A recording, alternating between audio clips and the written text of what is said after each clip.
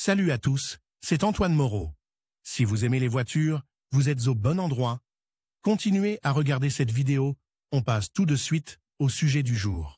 De la pression d'huile dépend directement le fonctionnement normal du moteur et la ressource de son travail. Pour éviter des réparations coûteuses, il est nécessaire de contrôler régulièrement qu'elle est toujours dans la norme. La nécessité de mesurer la pression. La pression d'huile crée un film d'huile dans l'espace entre le tourillon du vilebrequin et le palier lisse. Lorsque la pression baisse, ce film disparaît, ce qui entraîne un manque d'huile, un frottement accru entre les pièces de la machine, et une augmentation de la température. Le vilebrequin et les autres paliers lisses s'usent en premier. Dans le pire des cas, le vilebrequin peut se bloquer. L'augmentation de la pression a également un effet défavorable sur le moteur. Les joints, comme le joint d'huile avant du vilebrequin, peuvent céder et entraîner des fuites d'huile, ce qui nécessite à nouveau des réparations. Quelle pression d'huile doit avoir le moteur? Chaque marque possède un système de moteur à combustion interne spécialement conçu. Par conséquent, les valeurs de pression requises sont spécifiées dans le manuel d'entretien de chaque véhicule. Au ralenti, elle doit être inférieure à celle des régimes de fonctionnement, car au ralenti,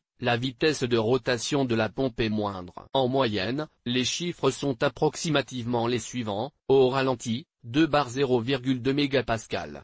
À la vitesse de fonctionnement, élevée, 4,5, 6,5 bar pour différentes voitures. Procédure de contrôle de la pression du groupe motopropulseur. Un indicateur sur le tableau de bord de la voiture signale une chute de pression d'urgence. Il ressemble généralement à un voyant d'huile. Il est parfois possible que ce voyant clignote, auquel cas il ne faut pas retarder l'inspection. Il est préférable d'identifier immédiatement la panne et de l'éliminer. Vous pouvez vérifier la pression d'huile vous-même, si vous avez quelques connaissances. Pour ce faire, il faut démarrer le moteur, le faire chauffer, de sorte que les indicateurs de température fonctionnent, et qu'il ne soit pas inférieur à 90 degrés. Arrêter le moteur, ouvrir le capot et trouver le capteur d'urgence. Installer un manomètre à la place du capteur de pression d'urgence. Pour éviter les doutes sur la précision des relevés, il est préférable d'acheter un appareil d'un fabricant de confiance. Il peut être nécessaire d'utiliser un tuyau de rallonge ou un adaptateur. Démarrer le moteur et vérifier la pression au ralenti. Appuyez sur la pédale d'accélérateur pour augmenter le régime jusqu'à 5000 tours et vérifier la pression à haut régime. Si vous n'êtes pas en mesure de mesurer la pression vous-même, vous pouvez faire appel à un spécialiste. Cause d'une baisse de pression. Lorsque la pression baisse, il est nécessaire de déterminer la cause de cette baisse. Il peut y avoir plusieurs raisons à cela. Vidange intempestive au cours d'un long kilométrage,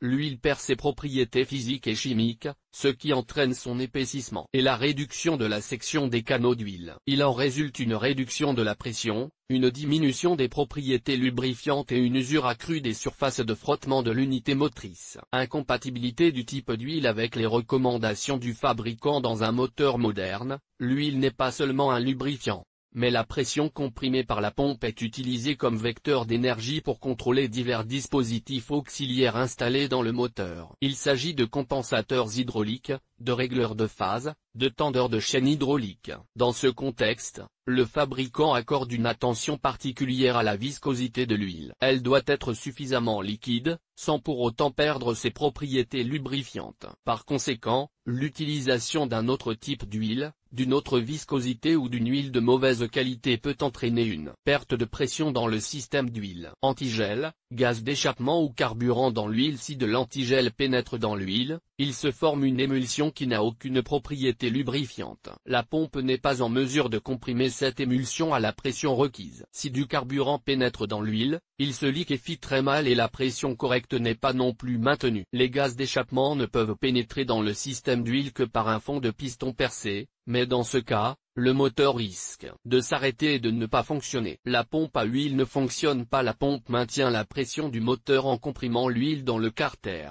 L'usure de la pompe ou la défectuosité du réducteur de pression entraîne également une baisse de la pression. L'usure naturelle du moteur. Un fonctionnement à long terme entraîne inévitablement une usure du moteur, en particulier du groupe cylindre, piston et du mécanisme de la manivelle. Chaque constructeur détermine le kilométrage du moteur avant révision. Une pression réduite peut être due à des causes courantes telles qu'un niveau d'huile insuffisant dans le système ou un filtre à huile fortement contaminé. De tels défauts peuvent être éliminés assez rapidement et facilement par vous-même. Comment augmenter la pression d'huile dans le moteur? Si, après avoir effectué des mesures, il s'avère que la pression dans le système est faible, il est nécessaire de prendre les mesures suivantes. Tout d'abord, il est absolument nécessaire de vérifier le niveau d'huile et le degré de contamination du filtre à huile. Si nécessaire, remplacez le filtre et faites la pointe d'huile jusqu'au niveau correct. L'huile et le filtre doivent être remplacés aux intervalles recommandés par le fabricant. L'étape suivante consiste à vérifier le détendeur de pression. Il faut le déposer, le démonter, l'inspecter, vérifier l'intégrité du ressort et la présence de rayures. Si tout est en ordre, il est nécessaire de vérifier la pompe à huile. Déposez-la, démontez-la,